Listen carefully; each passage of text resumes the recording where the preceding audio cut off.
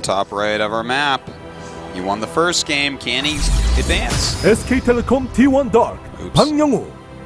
Oops, Artosis. Oops. Oops, you did it again. Not the best. Played with his heart, man. StarCraft's a good game to get lost in. Yeah. Down here to the bottom right in the red. One of 4 Terrans. One of our stronger ones. He is CJN2 Bbyong. 정우영.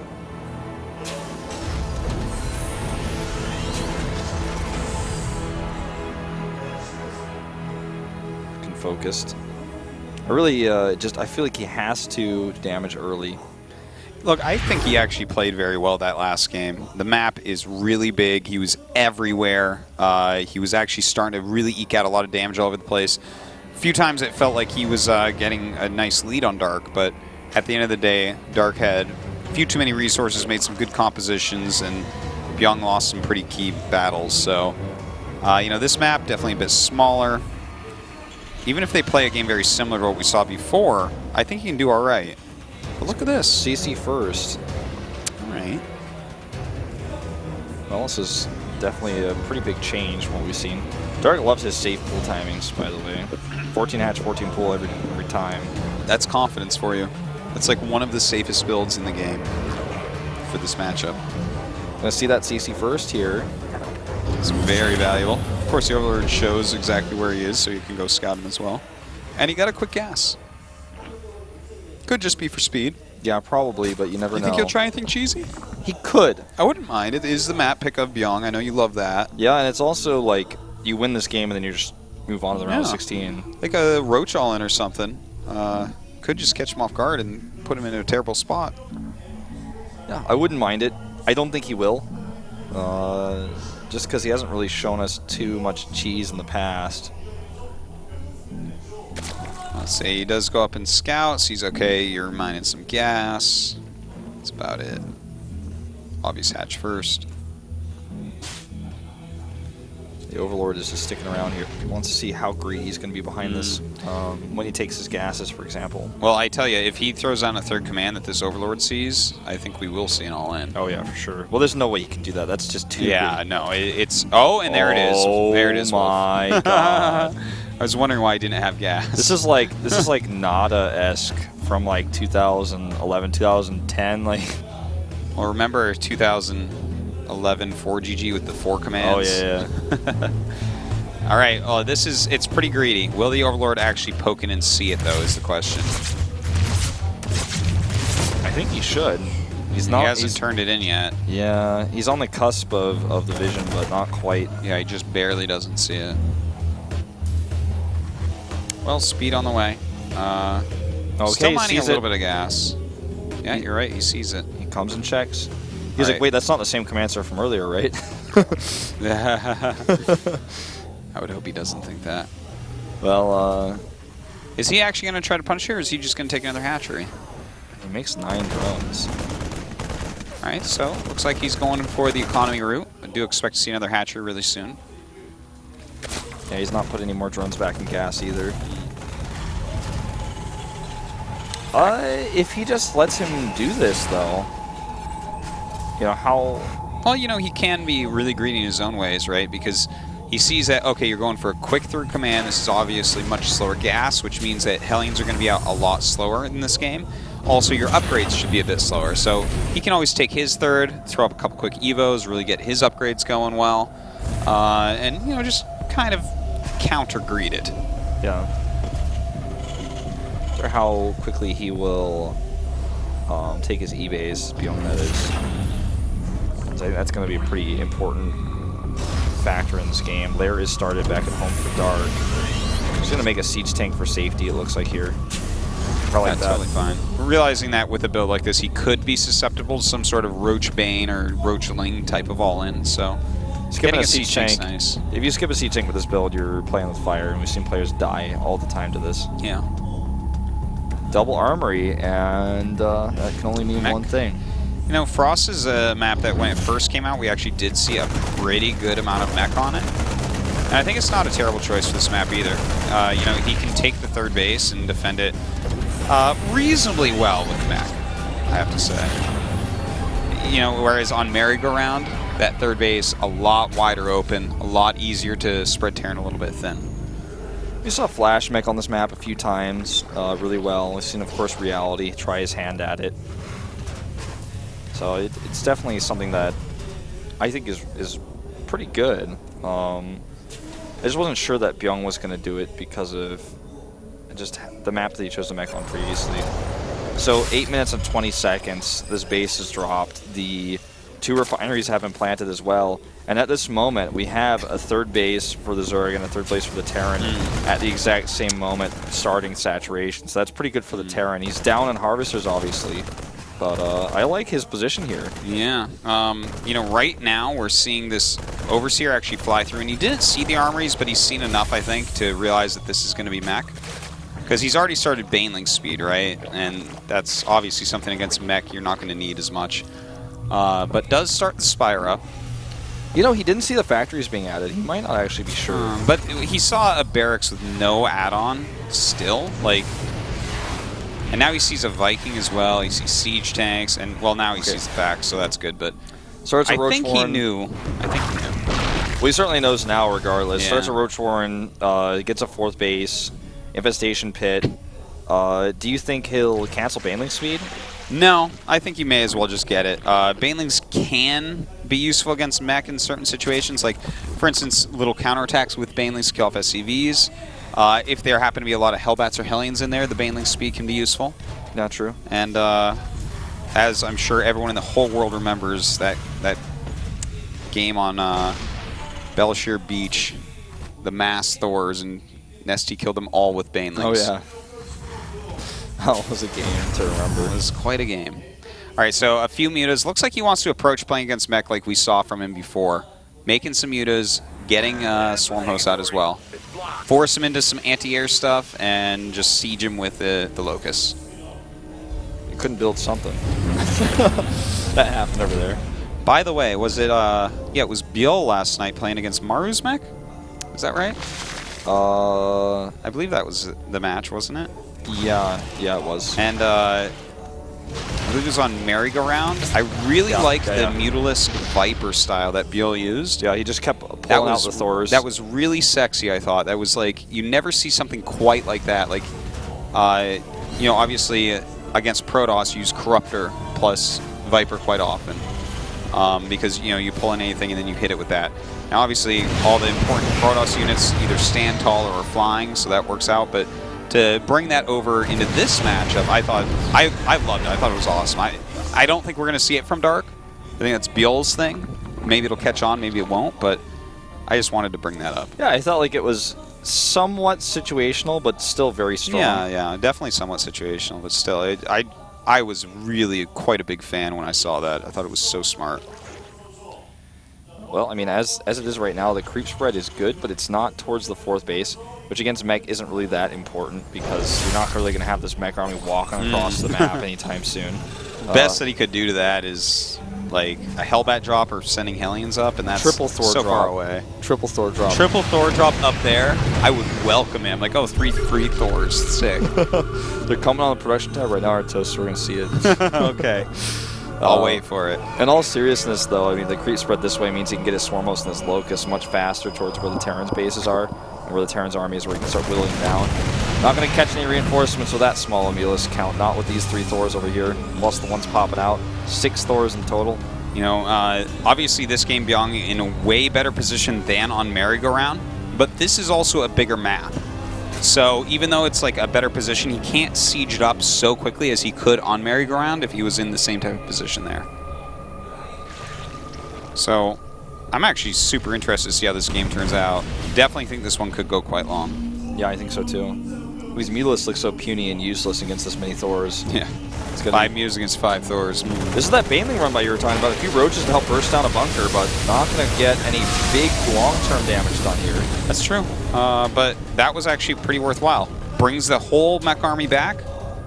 You know, kills off that bunker with Marines. Obviously, he's not going to want to make that again. You don't want to sit here and produce Marines with no upgrades and put in a bunker. It's kind of gross. And that may open up another attack later on. Well, these Locusts need to be re-rallied. It looks like they weren't actually rallied fully. Let's see how far they go this time. Spore Crawler over here to help protect. In fact, 4 or 5 Spore Crawlers over there to help protect against the Banshees. That way, come over there and snipe them. And the Locust are properly rallied this time.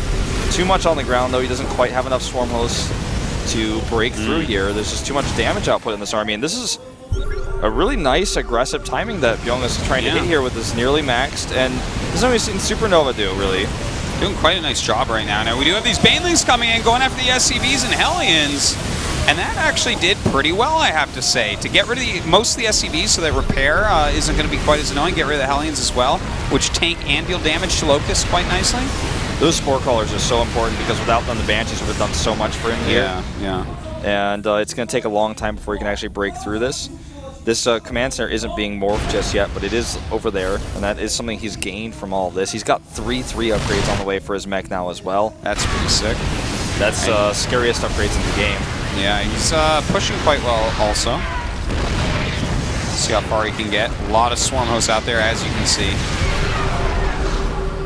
Scanning, slowly sweeping down those Spore Crawlers. Here we go, Roach is coming in here. Queen's at the back as well. Oh, this was actually a huge mistake. The Locusts all got misrallied. Those were actually supposed to lead the charge there so that the rest of his units could come in, like we saw him do on Merry-Go-Round, to help the Lings close the ground. So Dark making a pretty significant mistake there on the rally. Well, now starting to rally them properly. He doesn't have those tanks there anymore, but he is breaking through some of the Hellions. It's forcing a lot of repair gas to be used, which keeps the gas bank pretty low for Bbyong here. More banelings coming through. In fact, 27 of them morphing right now. Looks like he just wants to have that extra splash. And here come those Lings leading here, tanking the damage. The Locusts can come in and actually do that burst damage on top of the siege tanks. And this is really starting to hurt. He's also losing a lot of Banshees here. Man, quite a mistake there, losing those Banshees. And that was a very nice move with the Zerglings once again. Dark really kind of reinventing a way to engage the mech army and gain some value when they're moving out for an attack like this. Very scary concept. The way he splits his Swarm Hosts too, doesn't have them all in one place. He has them in an arc, so Locusts come through decently split as well.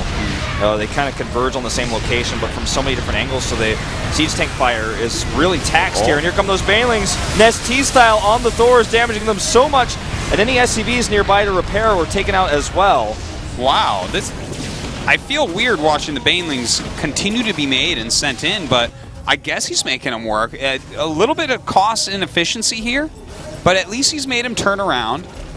You know, he did take another base, so that's good. He's got like 4 mining, 1 that just popped open but isn't really mining from yet. And now a lot of mutas, a pretty reasonably sized Mutalisk tech switch. Well, when your main damage dealers are actually Locusts, and those are free, you can spend your gas on a lot of other things. Yeah, I guess so. I am a little bit surprised about it though. Like it's just the normal idea in this matchup against Mech is to just be as cost efficient as possible and build a massive bank. But in this case, he's just taken the different approach of being cost inefficient and wearing the Mech army down with the banelings. Well, and using that bank he has rather than waiting to remax with it. Part of the problem is Bbyong does have 4 bases now. Maybe not for long, though. These mutas coming into an area with only 2 missile turrets. Yeah, he didn't expect that big switch. He just made 17 of them suddenly, and now they're coming in here. Magic boxing these Thors. He has to go for the one that's not being repaired. And will get away, losing a few mutas there, but still very expensive to lose those Thors. It certainly is. A lot of mules went down there as well as SCVs, so definitely put a hiccup in Bbyong's economy, as you can see from the little income number. Well, a few Hellions coming over here actually split around, so he can do double harassment. He's attacking this base as well as the base of the top left. Static defense as well as that Queen helps out pretty significantly here. He's not going to be able to get a mass amount of damage done. That means his Hellions are gone. Well, right now, continuing upgrades on both sides. Another Swarm of Locusts coming in. Building plating here, so he's really trying to make sure he can tank as much as possible against the Mutalisk. It's a very strong upgrade, to be honest. Good I'm for really turrets. glad that he's getting it, yeah. Good for CCs. It's good for really everything, and when you think about it, you know, those Locusts come down and they deal so much damage. Any help you can get in slowing that down from killing your stuff is going to be really welcome. Yeah. All right, so I'm wondering when he's going to start making some Ravens, because eventually we are going to have to see Ravens, as it feels like this game is just, it's getting too big. And over time, these Swarm Hosts are just getting so I mean, so much value out of him. Look at this. Well, he has a lot of gas bank, too, that would allow him to get into that Raven count. But he's going to have to add some starports first. I mean, he's out of Banshees. And I think he only had one starport making those Banshees. He has a lot of... Yeah, I believe so. He has a lot of Vikings here, too, now, but I'm pretty sure this has all been done on one starport. I think you're right about that. And we do have an Ultralis Cavern on the way. Level 3 upgrades for just about everything. Is he actually going to kill some Swarm hosts with Hellions? No. No. Nah. I mean, if those were pre-patch Hellbats that could drop on top of them, maybe, but certainly not just Blue Flame Hellions. But he's going into the natural now with his Mutalis. And we're about to take a look at that, I'm sure, because it's doing a lot of damage. Yeah, it looks like it. Takes on quite a few missile The turrets. Vikings are coming back, and that's not going to be the answer here. Yeah, he needs those Thors to support as well. But, you know, you can kite with these into Thor range, so that's at least good. Well, confirmation on the one starport here. A lot of turrets with all the building plating. Might even want to get high sec at this point. Yeah, I would imagine he'd want to get that since these mutas have been quite a pain. Because high sec's also going to affect planetaries, you know, secret missiles, etc. And definitely could see some planetaries moving forward. But right now, look at this. I love how Dark is just kind of expanding all over the place. There. Oh, he is getting high sec. Look at that. Okay. All right, so again, I think he needs to add some starports pretty soon here. He's doing okay against all this. When you think about it, like his siege tank count is pretty high, and it's doing a reasonable job against all these locusts. But if you don't start building your Raven count reasonably early, then, I mean, are you ever going to get it? Is it ever going to get up that high? I feel like Dark isn't really getting a bunch of ground, but he's just damaging these units over and over and over again. He's getting a few siege tanks here, and he's got the better bank. And so every unit that Bbyong loses is really painful here. He scans this and he's like, oh, I would just love to go down there and kill those, but I can't. Yeah. Well, he is trying to push up as quickly as possible. There is a Zerg base right above him, so that's a good area to push through, I would say, for sure. You know, it keeps those Swarm hosts running backwards and should allow him to eliminate one of the Zerg bases. The thing is, he can easily transfer any drones there over to the left-hand side of the map, and those are areas where he's getting no work done. Well, he is starting to move a little bit closer here. I mean, I like that he's doing this way. He's gotten to a choke point too, so it's a little bit tougher to actually fight that with any Zerglings to tank or the Ultralis, but he's going to lose some of his Hellions here. The Swarmos do need to be moved on the other hand. Oh, this is a great choice. Turrets aren't going to do much against this. No, certainly not, except for die. I guess they form a choke point and those SCVs live a bit longer, but that is about that. A lot of damage being dealt down there. In the meantime, though, he is going to be able to take out that hatchery, I think. Yeah, that base is not going to be around much longer. The thing is, this is so nice by Dark. He just keeps backing up his Swarm hosts and continues to... Well, I guess he doesn't really have many left, does he? Well, 14's still pretty good. Still, but he keeps backing them up and just letting them pound on these tanks. So yeah, you lose a hatchery, but what's the real value of that? Well, these SCVs here do have siege tanks to help support them, but several of them do go down. He's down to 27 harvesters, which is more important, but he needs to make sure he has all of his gas mining, because he does have mules, but the bank here is so small for Bbyong, and he doesn't have a large income, so that's concerning. The Spire will fall, and it's actually researching, I think, +2 right now, +2 carapace, so... Yeah, definitely a useful upgrade if you ever want to go for mutas here against these +3 Thors. He's also just going to need a second Spire if he wants to make ever any flying units again. You know, it's kind of interesting the way that Bbyong likes to play mech, because a lot of people that play mech do go into that Raven type of composition, go for like the real mech game where it's like, this might even go to a draw, I'm just never going to die type of mech, whereas Bbyong just wants to get his macro going and, you know, get an advantage, push forward, and just destroy everything. But the thing is, Dark's style is very good at wearing this down. Yeah. Scans going everywhere here. It's really just trying to identify the army composition in its entirety. A few more siege tanks coming up after he scans that. That Spire is being remade. It's halfway done. A lot of banelings here. I think he's just going to keep switching back to that. He's got just so much bank. Why not? Well, so many more SCVs going down you're here. right. He's going to get these tanks here, I think, as well. Yeah, 4.5k, 5.5k against just like 200, 100. He's like using these groups of lings to surgically strike these siege tanks. He's forcing Vikings to land to defend speedlings. It's not really a matchup that you want to fight as the Vikings, but you know they have reasonable upgrades, so still, this is. He just made a ton more lings. I think 60. Look how zergy this map is, by the way. Even if he pushes all the way into the main, there's enough hatches everywhere that he can continue to play this as if it didn't matter. Yeah. Bbyong is trying so hard to get up here and actually kill this natural in main base, it looks like. And the thing is, when he gets on top of that hill, I guess you stop attacking him, right? Like, you let your locust go, but... But you're just kind of trapping him and you just attack other locations. Like these locations, where he's going to kill this base or force it to lift, kill all these turrets. The lings are killing more SCVs over at the third base. There's no fourth, there's no real mining and gas. Those refineries are going to go down. And the Thor count is down to 4, actually. You could make like 30 mutas and then win the game, actually. Magic box the Thors and then say like, GG, sorry man. That is true. He doesn't realize that yet, I don't feel. Okay, well maybe he does because he's making 15 right now. Yeah, he is doing that Mutalist tech switch. It is a great choice at the moment. If you had any more supply, I'm sure you'd use it right up. Oh, those SCVs! Could have been brutal. Well, I mean, it still might be. Yeah, I think it's about to be. He's going for that tech in the main base.